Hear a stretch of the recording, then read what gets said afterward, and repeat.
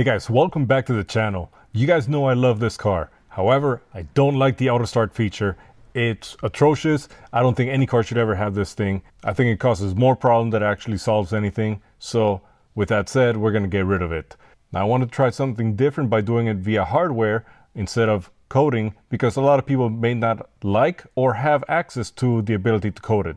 With that in mind, I'm actually going to be installing a B2B fab harness. So we're going to go ahead and install this right now. Alright, so here's the package. You see here that it comes with the harness. Here you go. And that's just a plug and play right in place between the connector and the switch. Then they were nice enough to include this trim removal tool. And most surprising of all is this here, as soon as I can get it out. There we go. We got sticker, but we do have color instructions printed out, and this does do both the GTI and the R, and also the GLI if you have that.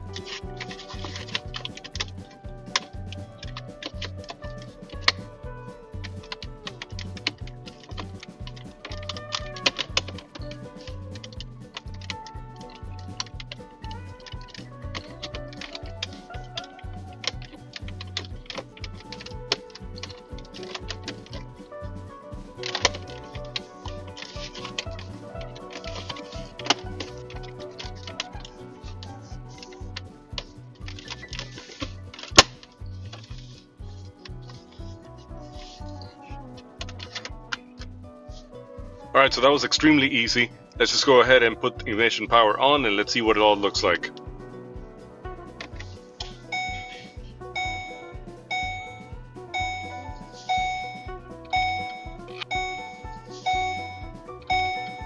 Excellent, this is what I wanted. So now the default setting for this function is off.